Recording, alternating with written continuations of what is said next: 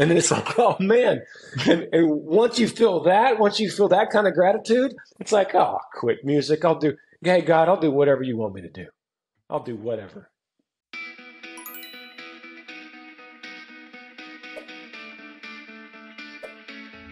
Welcome to Sports Spectrum, keeping Jesus in the sports conversation.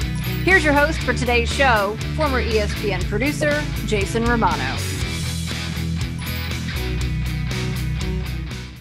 It's great to have Granger Smith here on Sports Spectrum. Hi, Granger. How are you, man? Hey, brother. I'm good. How are you doing? I'm doing well. It feels like it's the perfect time to have you on. I know that you did a ton of press around when your book released back in August, and then you kind of finished your tour and walked away from music at the end of August as well. So I'm just curious, maybe we start here on what the past few months have been like since the book's been out, since you kind of said, this is it for the music, music side of things. What's this been like for you now that you can reflect after a few months? Yeah, it's a great question because it's been, August, September, October. So we're pulling almost at by the time we recorded this podcast, looking at about 3 months removed from touring itself. Yeah. And almost 4 months since the book came out itself, as we're recording this. And so, it's good to be removed from it a little bit because I've taken a month off of touring. I've taken probably 3 months of touring off. During COVID, we probably took, at the longest stretch, dry stretch, maybe 6 months of no touring. So I'm still not to a place where I could go, okay, I'm officially have not toured for the longest time that I have ever gone in 2 decades. I'm not there yet. I will be by next year, but I have had enough time to kind of reflect on it, and enough to say this for sure. I don't miss music touring at all. Yeah, I don't. And that's saying a lot because I have always loved it.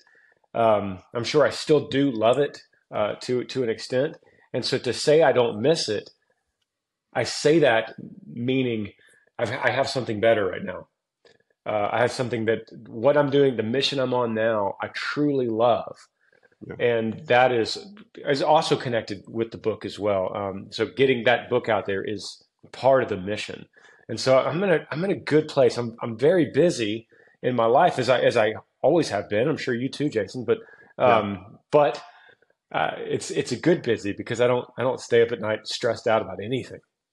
What's really interesting, and you don't know this about me, I didn't share this with you before we started. I made a pivot about 7 years ago. I worked for a long time at ESPN and made a pivot into ministry to do this, to work in sports ministry and try to follow God's call. And the question I get from so many people is, how did you know it was the right time to make the pivot? How did you know it was God saying, now is the time, Jason, make that pivot and walk away from this awesome job that I had at ESPN?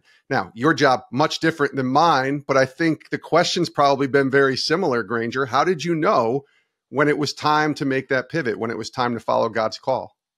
Yeah, it's a great question. And although maybe our jobs were different to an extent, they were the same as far as, the entertainment industry. And Sure. and the answer to that, I have a simple way of answering it, but it would be complicated to live through it, as you know. And the simple thing is this: when we're born again, and when we are beginning to put our trust, we don't just put all of our trust in Jesus from day one, but when we begin to do that and we begin that surrender, and we have a good personal time, a good relationship, a good Bible reading time on our own, when our prayer life starts improving, when our wise counsel is improving around us, meaning the brothers and sisters that are with us, maybe in our local church or in our community, that are lifting us up, encouraging us, rebuking us on certain things, when those things start aligning, then our desires start to change. Mm. And the Bible says that when we make a lot of Him, when we make a lot of God, right, then our desires will change. In the Bible says that He will give us the desires of the heart, but we should read that in terms of He will give us desires. He will give us wants. He will reduce other desires and other wants. And so that's the easy way of saying it. Now, living it out is difficult because you start feeling pressed. You're like, man, I don't know if I might not do this forever. And then that other side of your voice goes, well, you crazy, man. Come on, man. This is great. This is a great job. And you go, yeah, you're probably right, other self. And then you wake up the next day and go, no, man, I think there's more to this life. I think there's other things I need to be doing. I think I should maybe slow down, maybe even quit this other thing. And then the other side of yourself goes, no way, man. And you'll battle that for a long time. Some people for a decade. For me, it was probably about 2 years of battling. Man, I think I might end touring. Like I might end music touring completely. And I traced that back through my diary. I got like a digital journal, and I could trace that back and go, oh man, there was the beginnings of this like 17 months ago. I was saying, I think this touring's coming to an end. And then eventually it does. And then we know that it was right when we look back on it and go, oh yeah, that was good. That was a good decision. Well, it's always a perfectly clear path when you look back, right? And know God's plan. But when you're in the midst of it, you don't know because it's kind of a roller coaster. And Gosh, terrible. Yeah. Well, you're not sure if you're on the right road or what you're doing. Did you seek out wise counsel in those 2 years and just float this out there that maybe God was saying it was time to kind of walk away from music? Or was it something that you and God were just dealing with? Because I did that. I started talking to people about 6 to 8 months before I left and just said, am I crazy here? And most people said no. Only one said, yeah, why are you leaving ESPN? That makes no sense. But most people said, no, this feels like the Lord is tugging at your heart. What was that like for you? Did you kind of seek some wise counsel and talk to some people before you just kind of said goodbye? Yeah, same. I had mixed results.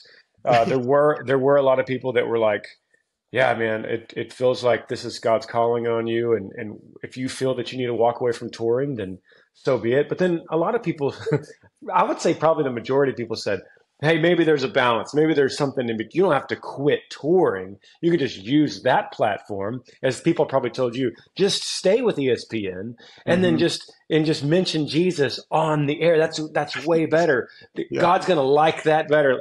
As if we justify it as if God needs us to give him more glory, and we are the ones that get to decide on how to do that or not.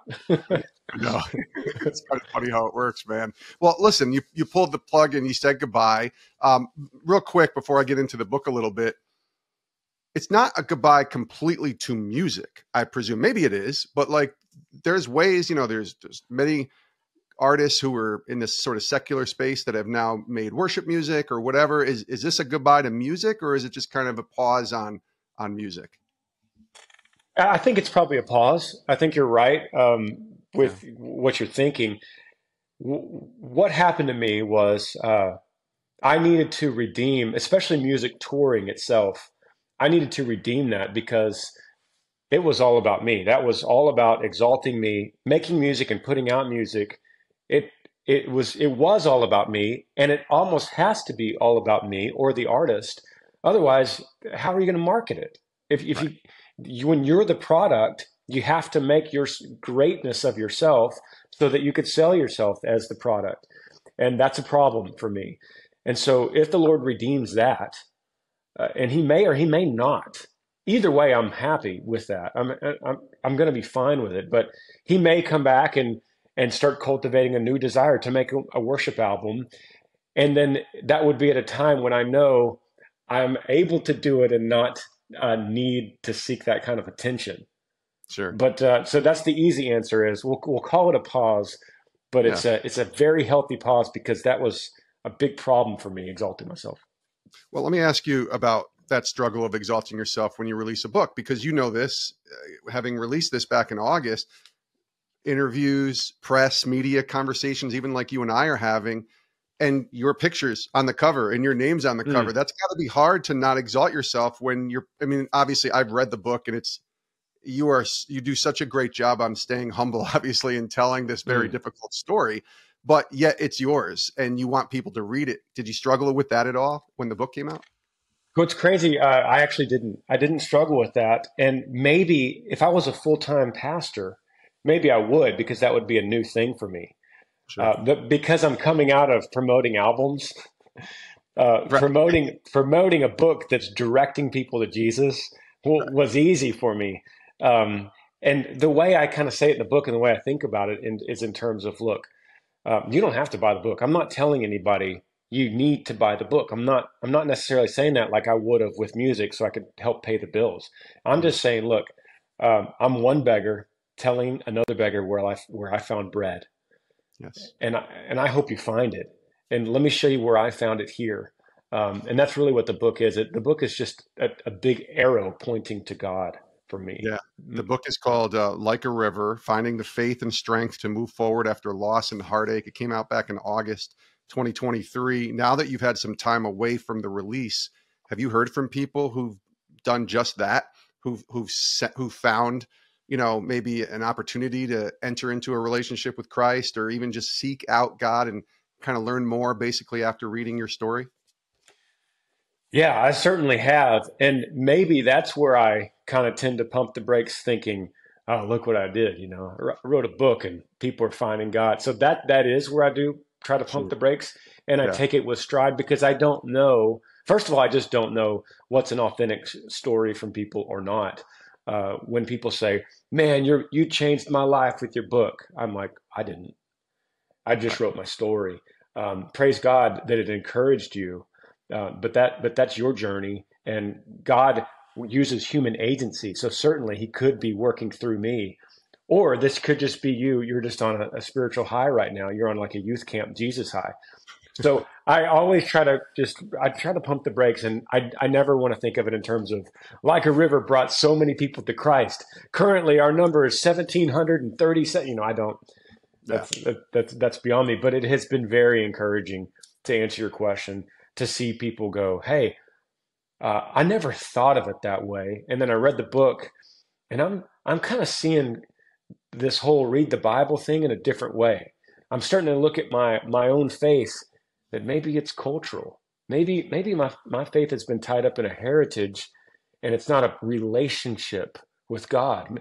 The book is making me think that way. Then I'm like, okay, great. Welcome to the journey.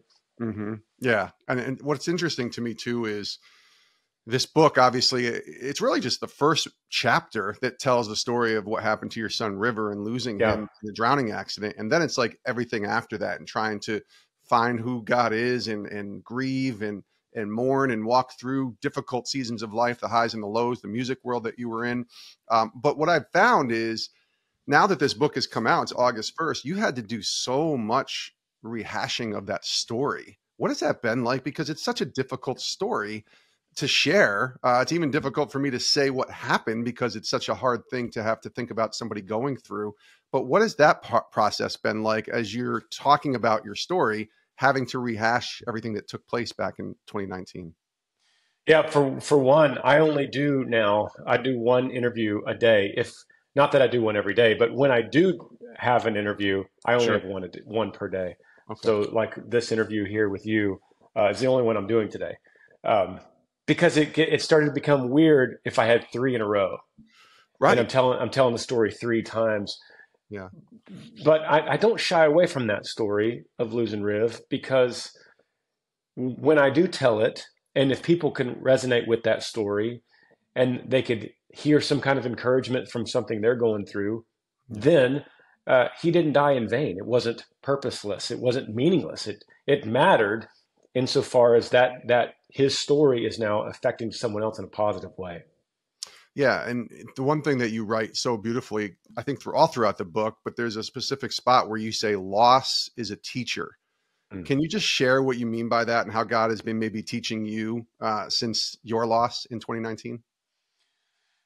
Yeah, certainly. We know, and this is, if this platform has a lot of people listening that play sports, then certainly they understand that.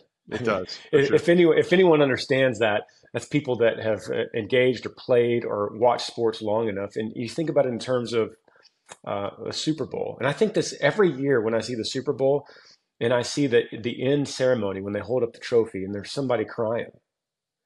And I think, why are they crying? And it's not because they won the trophy, end of story. It's because over that in August, in July, when things were so rough and they battled through it. It's because 10 years ago, no one told them, everyone told them they weren't going to be able to make it to where they are today. It's because of last September, that locker room fight that broke out and the disunity in the locker room that they had to build back in October. And then in November is that game they lost. They shouldn't have lost that game. But it was raining outside, and they struggled with the weather, and they ended up pulling together the next week and pulling off a win that maybe they shouldn't have got. It's all of those things combined. It's the struggle.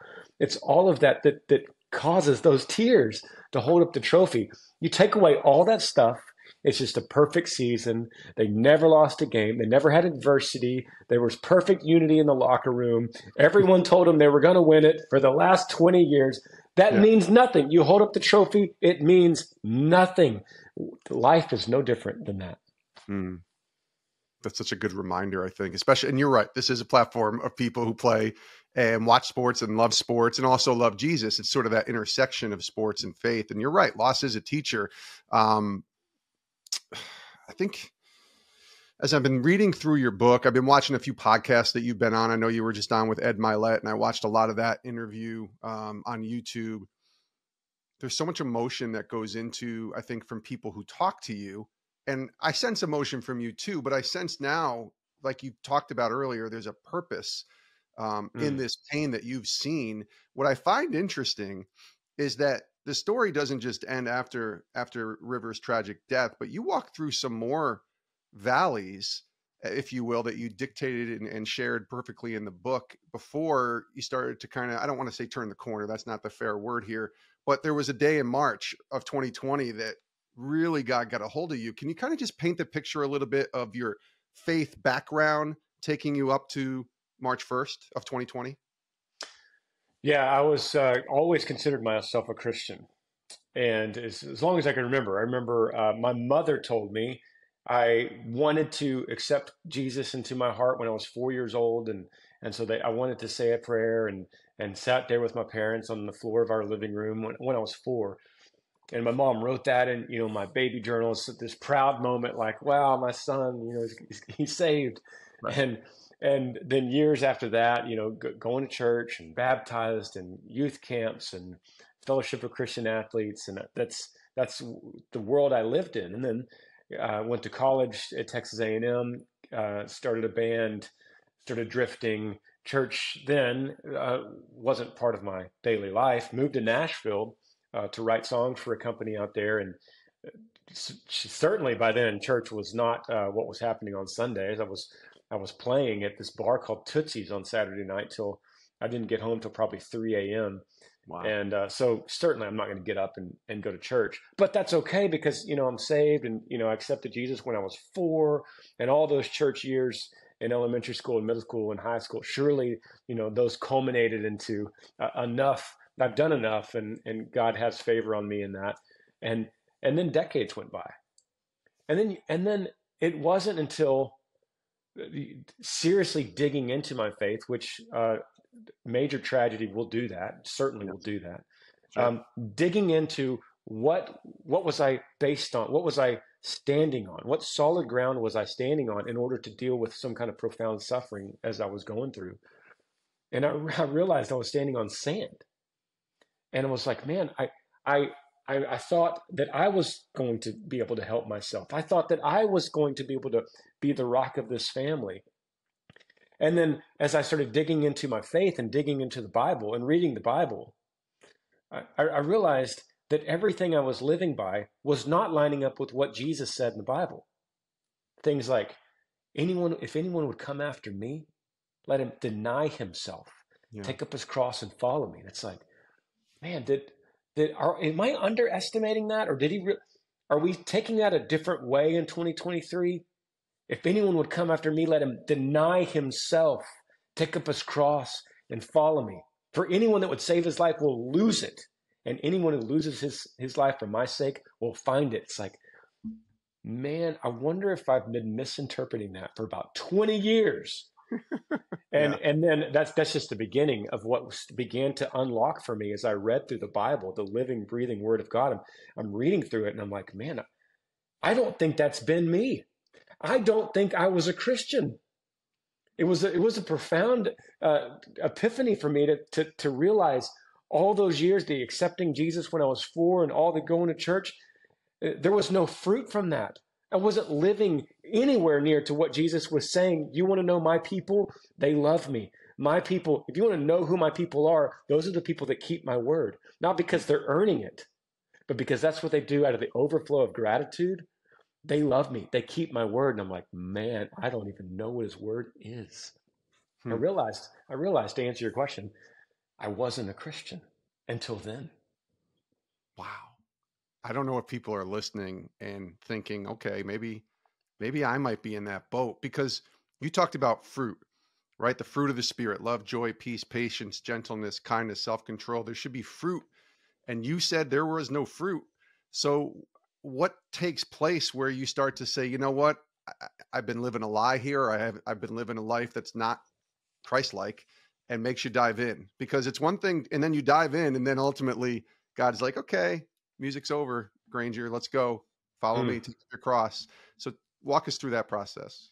Yeah, those are fruits of the Spirit you named, and then there's also there's other fruit where there's this desire within you to be around other brothers and sisters in Christ, to go, man, I can't wait to go to church, or I can't wait to serve in some way, or I can't wait to read God's word, or man, you know what? I haven't cracked open my Bible in like 8 days, and I feel famished.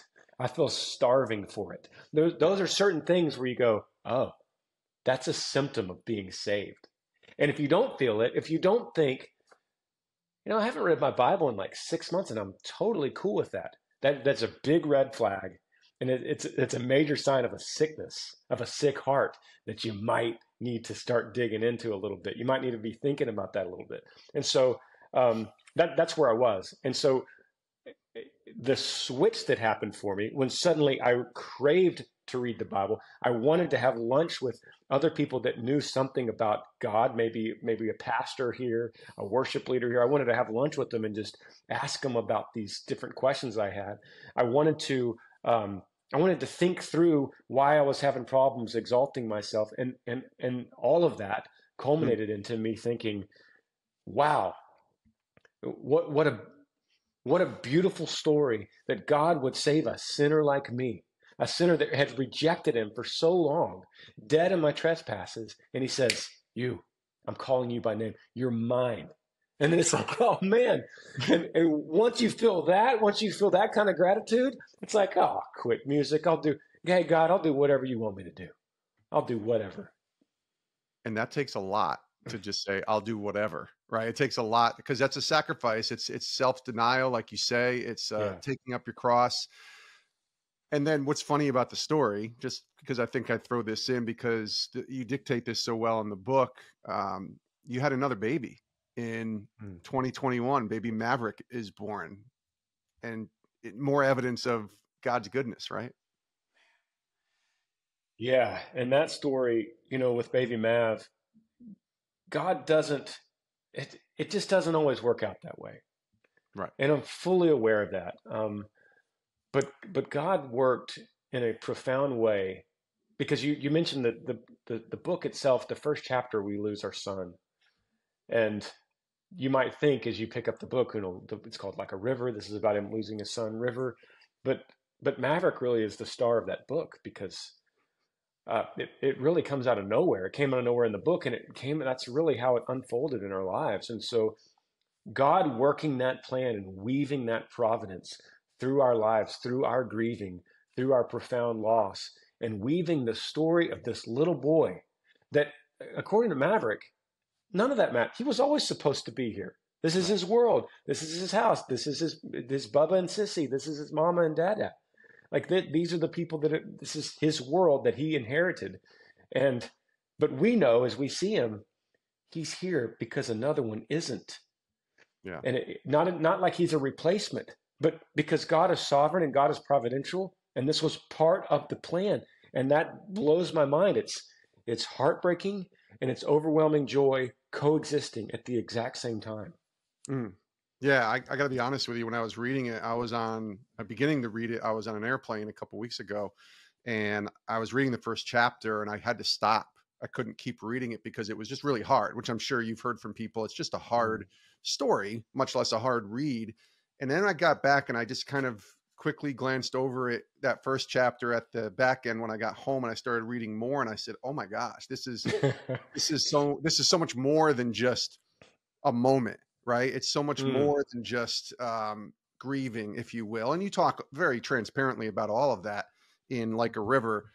What's been, I guess maybe we'll go back a little bit when you released the book. What was your hope in writing this and having people read it? Because I still don't know, there's a lot of people that haven't read this book and may not even know your full story.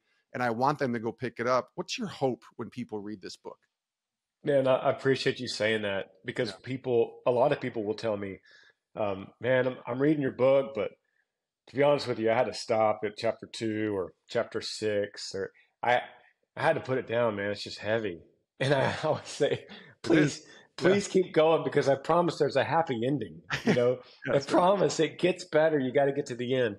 But my hope in it is, you know, that day you were alluding to in March for me, I was driving in my truck, and I had been searching and searching after devastating loss, and not just of my son, but of my wife, that the way she used to be, myself, the person I used to be, that the person I was died spiritually.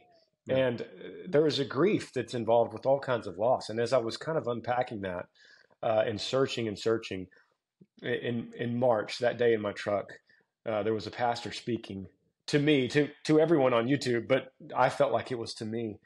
And when he unfolded that scripture to me, and everything was brought into clarity, and everything made sense, and all of my searching and all of my journey and the gospel itself, and my guilt that I had carried with me suddenly was covered. I was guilty, but my sin was covered, and my guilt was cleaned.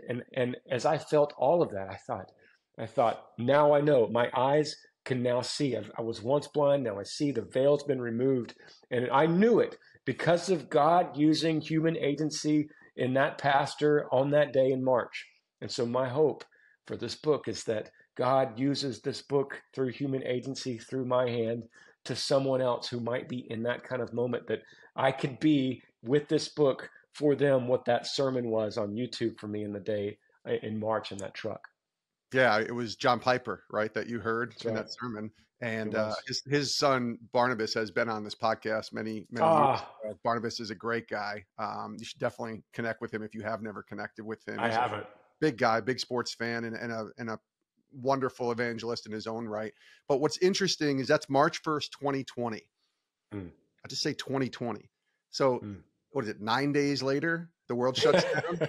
So I'm really curious. And that was a horrible time for so many, of course. But for you, is that actually a good thing that allows you to dive deep into your faith in the midst of when everybody's kind of stuck at home and can't go anywhere? Man, it was providential. It had to be. I mean, there's so many things connected with those around those 3 years of my life, before and after March 1st, 2020. I was dead before that and was alive after. And COVID was just one of those things. Maverick being born through IVF after a miscarriage was another one of those things that was going on in 2020. Touring shut down, music business shut down. All of us. I don't even have to say the story. We all know what we were doing in March when the news took over that there's this new virus going around. What was it, like March 12th or something? So just a week, a little over a week after this massive rebirth. And what I'm doing is I'm sitting at home reading the Bible, which sounds crazy for any Christian to say, any professing Christian to say, but I was reading it as though my life depended on it. All of a sudden, it was like a story that I had never heard before, that I was reading like a book. And as touring ended, I just was able to put more time into that. So the world was closed around me, and I was just sitting here just enthralled by this brand new book that I had rediscovered in my life. Yeah, it's crazy how everybody's going to have a COVID story that they're going to tell for, years and years and years down the road. and yet yours actually starts 9 days or 10 days or 11 days before COVID, which I think is awesome, especially on the path that God has taken you now. Because tell everybody what's happening now. And you left music to pursue God, but what does that mean? Like, what does that entail for you? Yeah, that's a good question. I'll see if I can try to answer it currently as we sit here today with the latest manifestation of that. But it started with just the idea, as we kind of mentioned earlier, that I just could no longer reconcile exalting myself on the stage and then going home and reading the Bible that said, "Deny yourself, take up your cross and follow me." So I couldn't reconcile that. And that is by no means an encouragement to everyone to stop what they're doing, to quit their job. That's right. Please, that's not what I'm saying. That would be taking everything out of context that I'm trying to say. This was my own personal feeling. It was like, hey, this book's coming out August 1st, and I need to be fully available with this book. I need to have the full presence of mind to be able to support this book in whatever way, to have conversations about this book, to continue in seminary that I started about a year ago, and be fully present with my church. That's a big thing for me, because if I'm gonna be all about reading the Bible, learning who God is, talking about God through this book, and then going, oh, and by the way, I don't really attend church because I have concerts around the country every Saturday night. There's a lot of stuff that I just could not reconcile there. So I said, you know what? I'm gonna put all this on pause. I'm going to have consistency with my own family, sitting at our own local church on a Sunday morning. Have full time for seminary, full time to be available to promote this book and talk about it. And all of that equals, I got to pull completely out of music touring. It's not working. And I've done that for only, as we're recording this, about 3 months, but it just feels right. Well, you say seminary. My brother went to seminary and he's got his PhD in biblical studies and he's a pastor. Does that mean someday it could be Pastor Granger Smith coming back on Sports Spectrum to talk about leading a church maybe? I would say certainly possible. Lord willing, I would say I would not at this point not take anything out of my future, that it is no longer my business to know what I'm doing in the future. But I have so much respect for your brother, and I believe that the local church is God's plan A. I believe that is the plan to live out the Great Commission and take the gospel to all nations. It starts with the local church. Those are the front lines. Yeah. And like you said, having the open hands to say, hey, it's not my job to worry about where God's going to direct me anymore. I'm just going to follow the lamp that the word provides as you walk on this journey.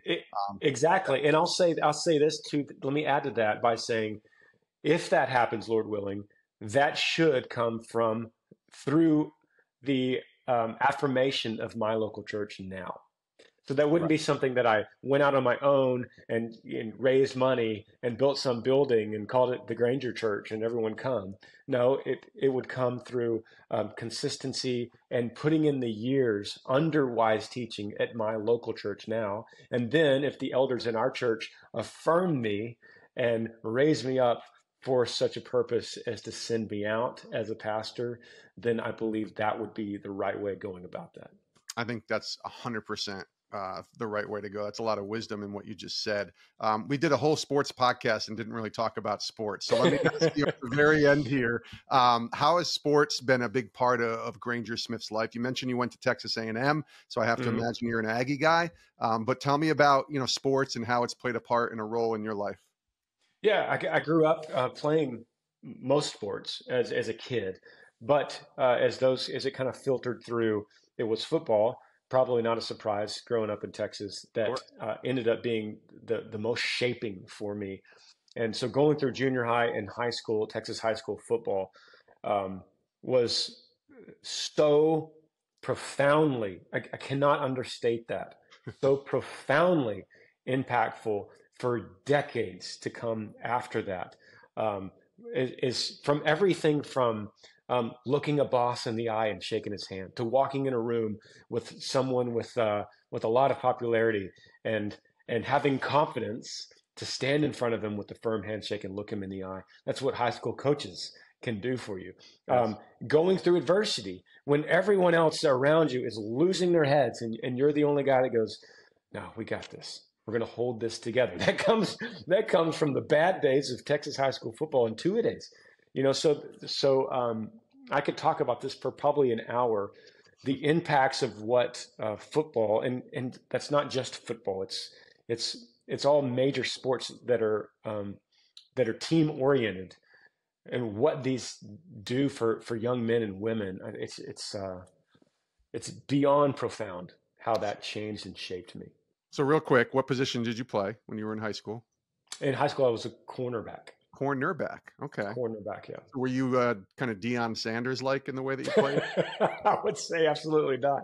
I was probably the opposite of Deion, where fundamentals were huge for me. I had to keep track of everything I was doing. I had to watch every meal I was eating. I had to control all my pivots and my back pedals, because the guys that had way more talent than me across the line, those tall receivers, I couldn't mess up a single fundamental if I was going to keep up with those guys.